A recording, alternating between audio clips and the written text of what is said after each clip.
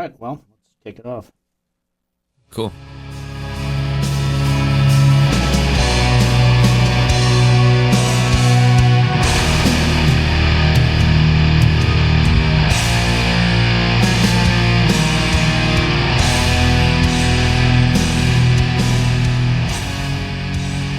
Hey everybody, it's Full Spectrum Cycling. Pretty sure this is show number 287. It's sort of an impromptu show. Just threw it together last night as an idea. With me today is Mike McAbee. How's it going, Mike? Hey, good.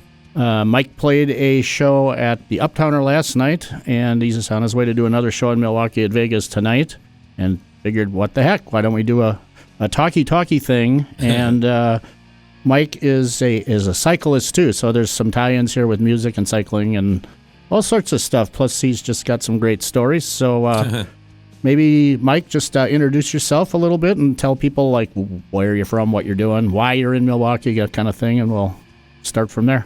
Sure, okay. My name is Mike McAbee, and did I say McCabe? Yeah, but I keep going through that. I'm like, God damn it! I know it's McAbee. Everybody, that's fine. I went to Ireland. I've been to Ireland singing a few times, and people there call me Mike McCabe because it's not even a name that exists in like the British Isles, apparently. But anyway, yeah, McAbee, McAbee, MCA, big A, you know. And I'm a musician for a living. I've been playing for a living for like 25 years as my sole source of income, or almost my sole source of income. And before that, I was a truck driver. Drove semi. I'm an avid bicyclist. I've taken lots of long trips. I'm a bagger, like riding with bags and going far away. And excellent. Yeah. And I'm in Milwaukee. Played the Uptowner last night. Epic bar. Love the vibe there. Love the scene. I don't usually play urban places at all. I mean, I guess I was in Wichita last week, but I mean, usually it's I would say the towns that I play in average maybe like 2,000 people. All right. Yeah, I mean, so I met you last time you were through Milwaukee like a year ago-ish. Yeah, but probably. We knew a bunch of people in common. Right, and that's what I was just kind of like serendipity thing is that you went to college in Decorah, Iowa. Yeah. And a lot of my buddies, because when I was back on the road as a independent rep for a company that sold shit to bike shops, Decorah was always a stop at the end of the day because it's such an awesome town to ride bikes in. Right, it's a big biking town. Yeah, and so we have some mutual friends there, and we kind of talked about that last time you were in town. And it's just like one of those small world things. I mean, in a place like Milwaukee, as big as it is, you run into that kind of stuff all the time. But when it's a farther flung region, it's like, well, it's pretty cool, you know. Yeah, right. Yeah. So you went to Luther. I went to Luther in the 80s. I grew up in Wittenberg, Wisconsin, which is up between like Wausau and Shawano on Highway 29. And I went to Luther for 4 years. I got kicked out. just apathy. I mean, didn't do anything awful, but sort of an academic boot. Yeah, I just your parents when you're young, your parents want you to go to college, and they were usually people my age or our age. A lot of times, your parents were like the first generation of people to go to college, so it means a lot to them that you go to college, right? And you don't know dick from shit. You're 18 years old. I'm like, okay, well, yeah, sure, and it just wasn't for me. I mean, I don't have a problem with higher education. It was not my thing. I became a trucker, and that was fine. I made as much money as I needed to make, I guess, and it was okay until I became a musician, which is even better, So you're driving truck on the road. You did that for 10 years approximately? Yeah, about 10 years, and now now I have a neighbor in Iowa that has a whole bunch of fields, and he harvests corn. He grows corn, and he needs somebody to drive it from the field back to his house to unload it. Okay. During harvest season, and he loves me because I can drive a semi, and I'm a musician. I don't work all week, so right on. So like that's what in the fall, just for like a few weeks, I haul corn for that guy. Okay. I don't even have a license anymore, but nobody cares, and it's just I joke about keeping my man card. Sure. So did you start playing music when you were young, or did you pick it up later on in life? Oh, it's funny. I didn't really start a career until I was in my 30s of it. Doing it for for sole source of income. Sorry, but when I was a kid up in Shawano, my dad and me went to the stock car races, and I won a ticket to Nashville, like a free trip, at the races. I didn't even know there was a contest. And we went to Nashville, and I was 13 years old. I got it in my head I needed to learn how to play the guitar because I was going to be famous by the time I was like 18. Nice. So that's how I started. And then growing up in the middle of nowhere, I wasn't exposed to much. But then as soon as I started hearing like U2 and REM and stuff like that, I started getting into really more interesting music. And I really wanted to start, like, at the time you would just call it like a college band, which now would be like an alternative band. Okay. And I knew people that were going to that college, Luther, that wanted to do that were my age. And so that's why I chose that college, was to start a band with these people. It wasn't because... Not because you're a big Lutheran guy? Yeah, I mean, we are. My dad was a minister and stuff. Okay, all right. I mean, I don't really practice it anymore, but yeah, we grew up. Those are our people, Yeah, yeah, my family too, to some extent. So, yeah. Right on. So, you when you're playing at least in the current iteration, it's just you. You're a sole entertainer. And I do have a duo. I have a fiddle player, and we play together sometimes. But she lives up in Bayfield.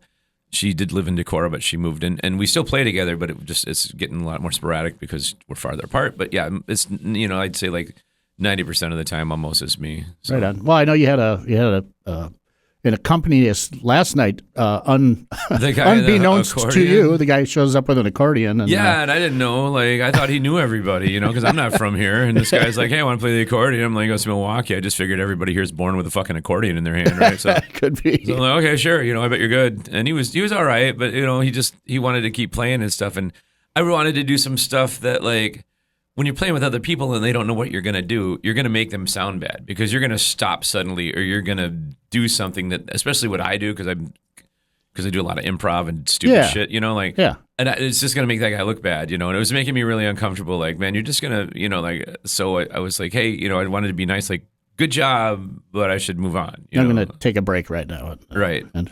Which, do you normally play straight through? It seemed like if he hadn't been there, you would have just kept right on jamming right through. I don't know. Yeah, I don't know, because I think a lot of musicians, I don't know why you take a break. If you have a drummer, it's one thing, because usually the drummer could use a break, right?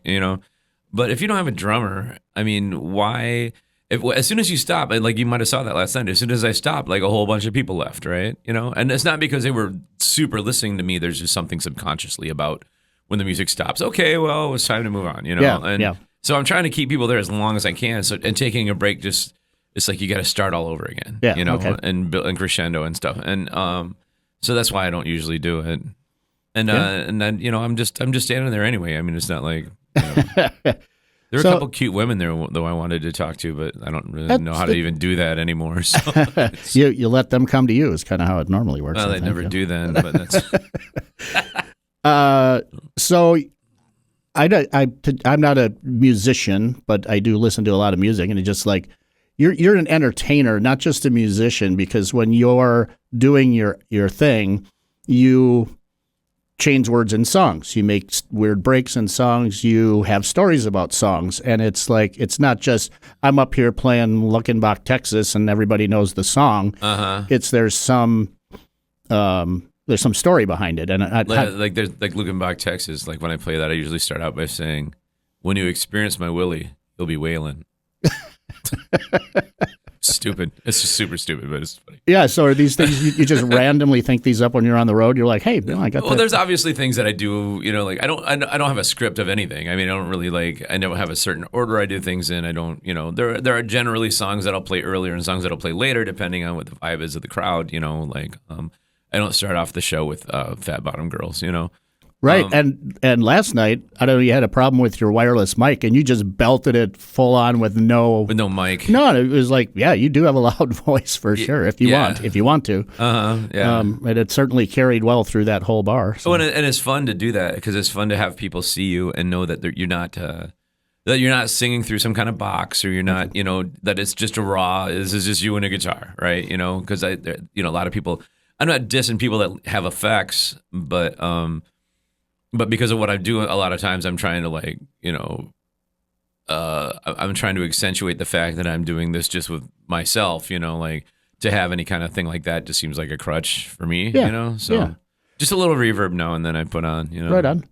I also noticed that a few of the songs that you play two parts. It might be a song where it's a a woman and a man that sang the original song, and you got the low guy voice, and then the kind of yeah. Those are really those I find real entertaining because it's just like it's unique. You don't see a ton of people doing it, or at least I don't. So no, I don't know anybody else that does, and I don't have I got a pretty big range. It's not like how many octaves you're supposed to have if you're really good, but it's pretty big. So David Draymond. Yes, so I can do that, and it's always like the shock of when the woman comes in because it's so shrill, you know. Yeah. It can be really, if you don't know the song, it can be really fucking annoying to some people. You know, like you just hope that everybody kind of knows the song or knows what you're trying to do, so they're not like, "What the fuck is that?" You know. Yeah. Cool. Well, that's the musician side of Mike, anyway. At least a little bit of it. As far as the cycling side. We talked a little bit last night. I don't think we talked the first time too much about cycling when I met you, but you've done a lot of longer rides, including some RAGBRAIs and around the lake and around Lake Michigan. And what about like long distance cycling like that really resonates with you? I'm really fascinated by how far you can go under your own power, and also just different modes of transportation. When I was a semi driver, that's what attracted me to driving semi. Is I love driving, I love traveling, I love looking out the windows and anywhere, and still do. I just drove around. I had some shows in Kansas last week. I just drove around Kansas, for no reason. I mean, and there's nothing there, but I loved it, you know. But when I was a semi driver and I'd see these guys biking, I'd see a guy on like what Iowans that ride with bags on, a derogatory term for somebody with like a race road bike is a stick biker. Sure. You've heard that? Yeah. Yeah. Like Ralph Henderson. Yeah, like Ralph Henderson. Yeah. So you see these stick bikers and they're out there in the middle of nowhere and they got their head down looking at the handlebars, you know, or like my mother-in-law had a mirror so she could see the road when she looked straight down, you know, like that went out to the front of the bike.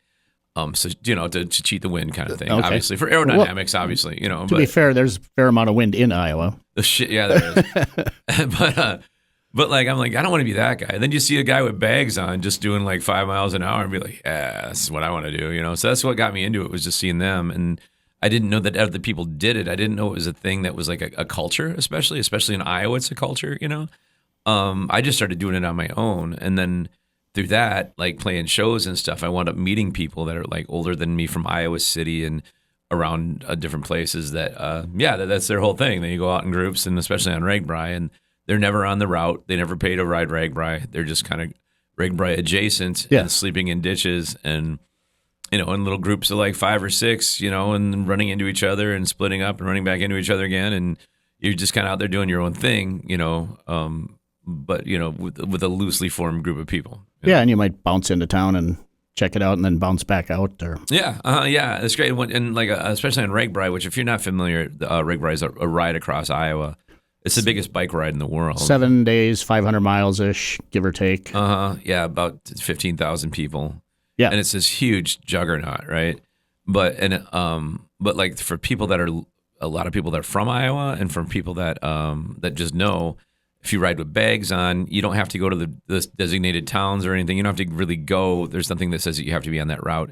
And so a lot of times, like if you go like 10 miles south, there'll be like 100 people down there that are just kind of loosely riding kind of around there. And what's great is, you know, like good for the people that make money on the vending for that. You know, you bring your food truck in, you got to pay RAGBRAI a bunch of money. They tell you what to put up and everything. And you get these huge crowds coming through. But what's cooler is to roll into town with like 10 people in some little town that they didn't even know RAGBRAI was going on, right? And make some old lady at a bar like $3,000 that day. Yeah, yeah. And she just loves you, and she's like, I heard RAGBRAI was somewhere, you know, and she's like sending her kid to the grocery store to buy more beer and stuff, you know, because she didn't know she was going to have a big party on a Monday, you know. So that's really fun, you know. Yeah. So I mentioned before that I had been an outside rep, and a good chunk of my shops are the shops that support RAGBRAI. Yeah, and you know, so I'd ride and then work the trailer at the end of the day, and then sag in the school bus maybe one day or something. But being a part of it is kind of awesome. But like you said, doing it just a little north or south, I really like that too. We've even done it in the opposite direction where we kind of just go. Yeah, I've friends that done that too. Yeah, just kind of just goofing around, and it's been a bunch of years since I've done it, but it's still on the bucket list. And both of my kids, my son's 18 and my daughter is 20. She'll be 26 soon. They're like, "We want to do RAGBRAI with you someday, Dad." I'm like, "Oh, all right. Well, it's something that I would do because." Oh, I've done it with my kids. Yeah. Yeah. So you got basically a touring bike. Yeah. What do you ride, and kind of how's it set up? Well, Deke, who you're familiar with. Geeky stuff here. Yeah. Deke, who you're familiar with. Sure. Oneota River Cycles. Yep. Owns a bike shop in my town. Good buddy of mine. He, I wanted a bike build. I had a Trek 800 forever, great frame, just durable and everything. And, bought it when I was living in Stevens Point and, rode that thing all over whatever, took long rides on it. I had a road bike too. I can't think of what it was. Specialized. It was Specialized aluminum frame road bike. It was nice. It was really lightweight, but I worry because I'm a heavier person, and with all that stuff on there, it just made me really nervous being on such a light bike. So yeah, he had this frame. It's an Origin 8. Have you ever heard of that? Sure. Yeah. Yeah, I'd never heard of it before. He had it in the window. He's like, I can build this thing however you want it. I'm okay. Well, I want disc brakes. I want extra spokes on my rear rim to accommodate, because I used to bring my PA system on the back of the bike. Yeah, I was going to mention that later, but yeah, we'll talk about that because I think that's interesting. But yes. Yeah. So yeah, heavy rack. I just wanted 10. Yeah, I don't believe in like a lot of sprockets. It just seems like overkill. I don't need 21 gears. Like what the. Yeah, most of them are overlapping anyway. After about 10 or 11 of them. So. Yeah, and I don't understand why that's. You're in this guy and this guy, or this guy and that guy. And yeah, I don't even the math. I can't do the math. Yeah. I've been riding bikes for 30 years, like steadily, and it's overwhelming, right? So keep it simple, And I never did get the bike. The frame is just not made for a rear disc brake on it, so I'll never have a rear disc brake, sadly. But yeah, so it's great. So he was supposed to build it for me, but he has always had problems with his ankle. And he went to Mayo in Rochester about 7-8 years ago, and he had his foot basically just removed from his body and then reattached. Right? Yeah, so he was laid up for like a month at least. He was just sitting in a chair in his apartment. We'd bring him food. I brought him like a casserole at one point, Christmas Day, I believe, whatever that year it was. So he didn't wind up building my bike. This guy Pat Ryan wound up building my bike, who's a really good friend of mine, and was like was an assistant to Deke back then. Oh.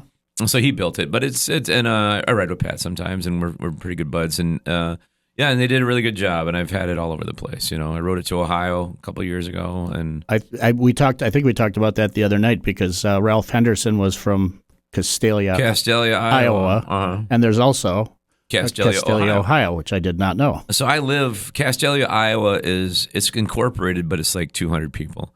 And I live just north of there on gravel, about 4 miles, in a town of 80 people that's not incorporated. So I basically Castalia's the nearest bar, right? Gotcha. But in the 1800s, I'm going to bore you with some history. Well, it's kind of interesting history. I'll try to make it fun, okay? In the late 1800s, the postmaster from Castalia, Ohio, which is by Sandusky, where Cedar Point is, traveled to Castalia, Iowa as a pioneer and started that and, founded that town and changed the name of the town. The town had been called Rattletrap. And it became Rattletrap because the town is actually on Highway 18, the same 18 that runs into Milwaukee. If you just go west, you go into Iowa and there's Castalia.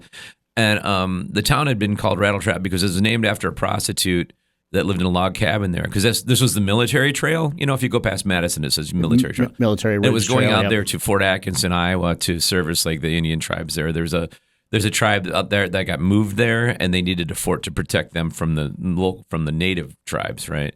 So anyway, long story, but anyway, there's constantly soldiers back and forth across. This prostitute set up this cabin, and they called her Rattletrap because she wouldn't shut up.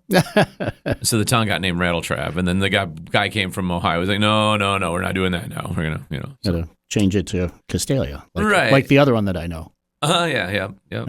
So yeah, I was like, what was it, 20? God, I'm so bad. You get old and your years just kind of go together. I feel you. Like 4 years ago, my mother had died on Mother's Day, like in 21, I believe. And so the next year, 22, maybe, or I can't remember. Anyway, I rode my bike from Castalia, Iowa to Castalia, Ohio just to do it. It's like 600 miles, almost dead nuts, 600 miles to her and my dad where they're buried, and took her flowers and stuff. And it wasn't like, it was sentimental, but most of it was just because I just always wanted to do it. I always wanted to ride from Castalia, want to get an idea of how far this guy traveled, because he probably walked it. This is long enough ago that he probably didn't have it, that he might not have even had a train, or I don't know if that's really why, but I just like the going really far. How far can you go on a bike? Yeah. So doing all those long rides, you must have come across some pretty interesting stuff. Is there anything that kind of sticks in your mind as like, oh my God, I never expected that to happen on this part of a ride? Or that ride, when I used to drive semi, like north central Indiana is full of like Mennonites. Sure. And I knew that, but I wasn't thinking. I rolled into this town, right? And there's almost 0 cars there, but there's like 100 bikes, and it's all Mennonites, and they all have really nice shit. They got recumbents, they got burly, they got like bob trailers and shit, like it was really great. And they all just look beautiful, they're all like, Northern European, they're all hardworking, young, whatever. It's just funny. They're like checking me out on my bike. I'm like, hey, yeah, what's up? Yeah, kind of funny. Yeah, we got some Mennonites in Wisconsin too, around Mineral Point area, give or take, somewhere in there. Do you know what it takes to get an Amish lady pregnant? No. A couple of Mennonite. Do you have any Hutterite jokes?